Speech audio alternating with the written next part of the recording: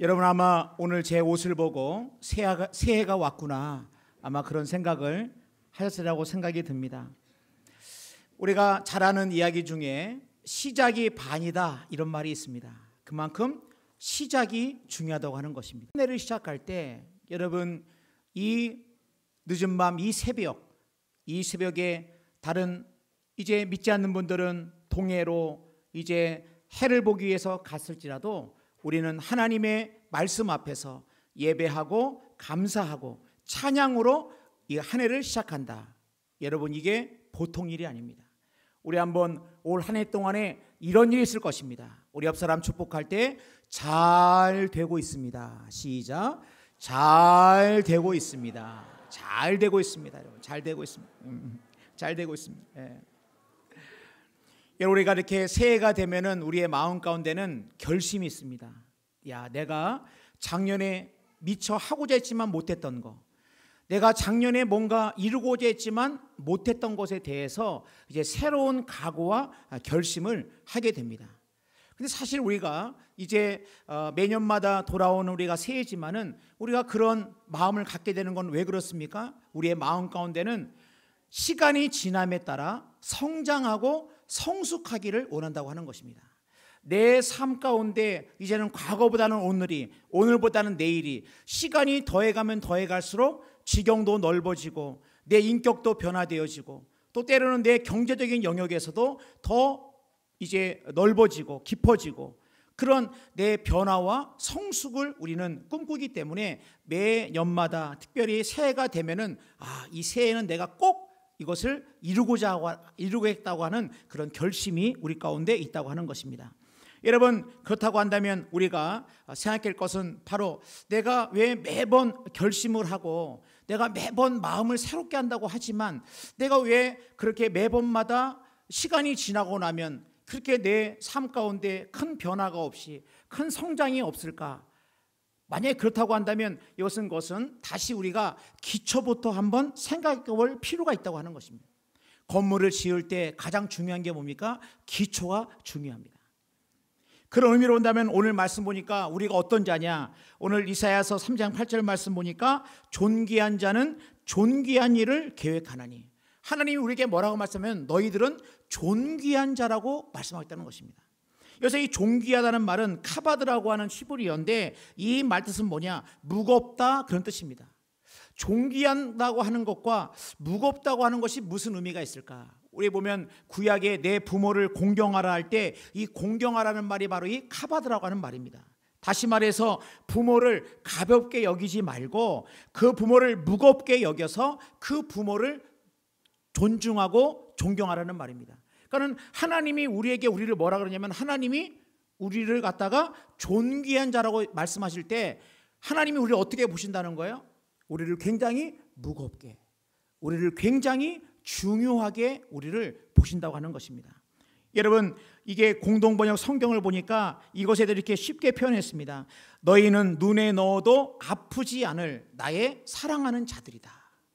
그러니까 우리 하나님이 우리를 볼 때 우리를 무겁게 보시고 우리 한 사람 한 사람을 가볍게 보지 아니하시고 존귀하게 우리를 여기신다라고 말씀하고 있다고 하는 것입니다. 그러니까 여러분 그런데 우리는 우리를 생각할 때 어떻습니까? 여러분 자신을 생각할 때 여러분은 어떤 생각을 하십니까? 정말 내가 존귀한 자, 하나님이 나를 볼 때 정말 가볍게 보지 아니하시고 너무나 소중하게 보는 그러한 소중한 그러한 존귀한 자처럼 여러분 스스로를 평가하십니까?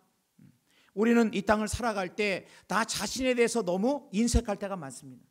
다른 사람의 평가가 곧 나인 것처럼 생각할 때도 많고 다른 사람의 평가를 통해 가지고 나를 그렇게 바라보기도 하고 또는 나 자신을 통해 가지고 나를 바라볼 때 여러분 사실은 것은 정확한 것이 아닙니다.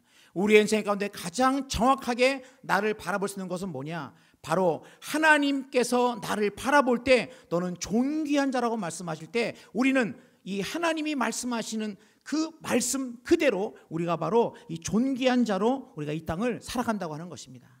그런데 대부분의 사람들은 민수기에 보면은 12명의 정탐꾼 가운데 10명의 정탐꾼들이 이 땅을 탐지하고 와가지고 뭐라 그럽니까? 우리는 메뚜기와 같다 그렇게 말합니다. 민수기 13장 33절입니다.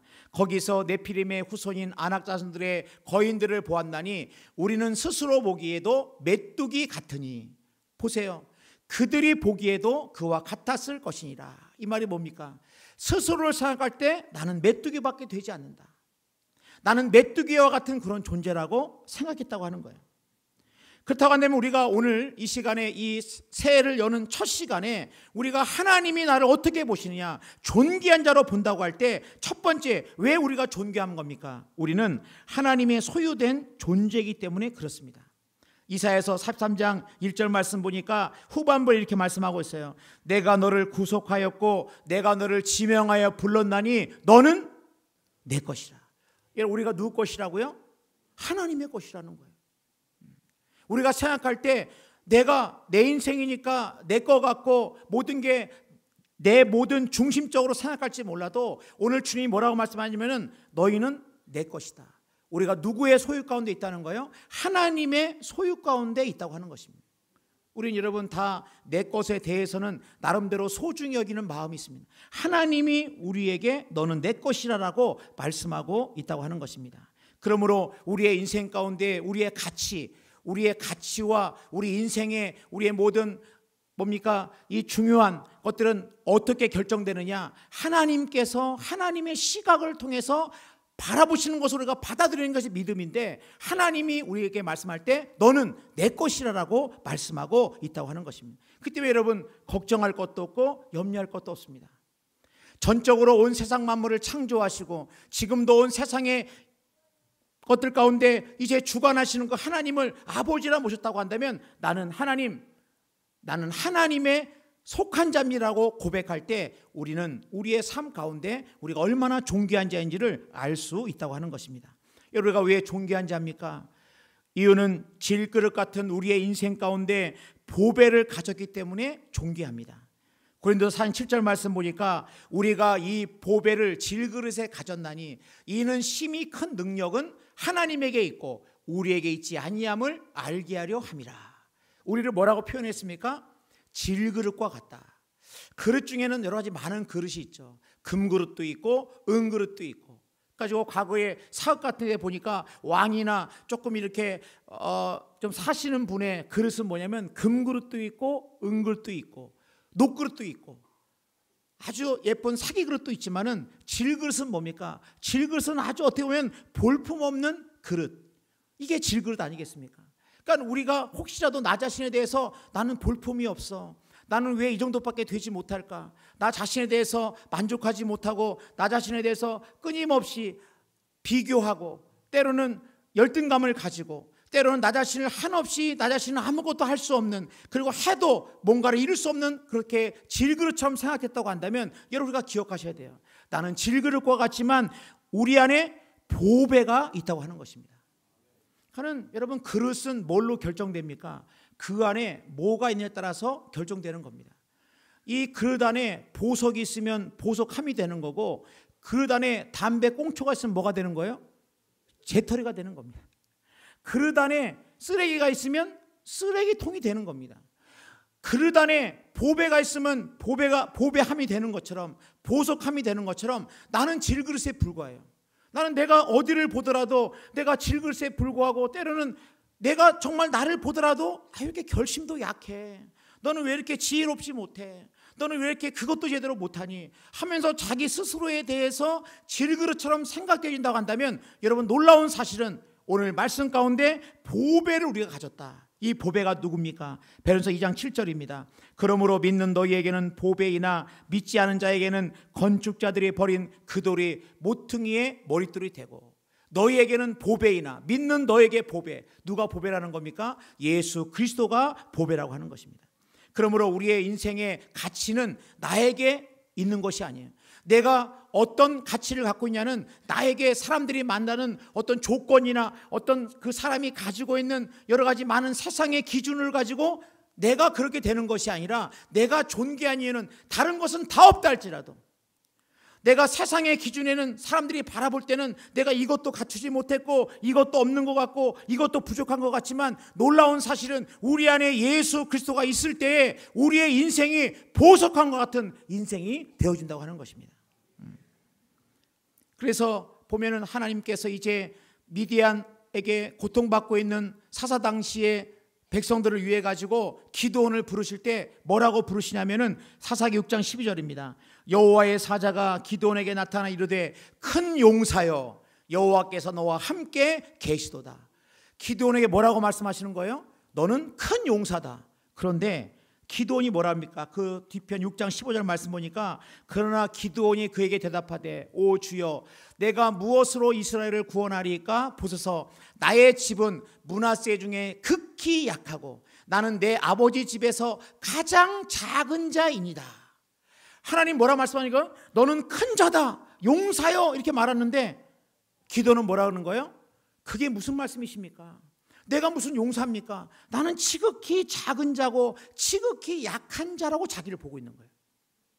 그럼 여러분 오늘가 24년도 새해를 우리가 맞아서 한 해를 시작할 때 우리는 우리의 시각을 바꾼, 내가 나를 어떻게 생각하냐, 내가 얼마나 존귀한 자인지, 하나님이 우리를 바라보실 때는 우리에게 더할 나위 없는 우리의 모든 죄악이 예수의 피로 모든 게 다 깨끗하게 씻겨주셨고 예수 그리스도로 말미암아 우리의 인생 가운데 질그릇 같은 인생이 보석한 것 같은 인생이 됐다고 하는 사실을 기억할 때 세상에 대해서 당당하게 넘어져도 다시 일어서고 때로는 실망해도 다시 그 실망 가운데 주저앉아 있는 것이 아니라 다시 일어서는 은혜가 우리의 삶 가운데 있어야 될 줄로 믿습니다.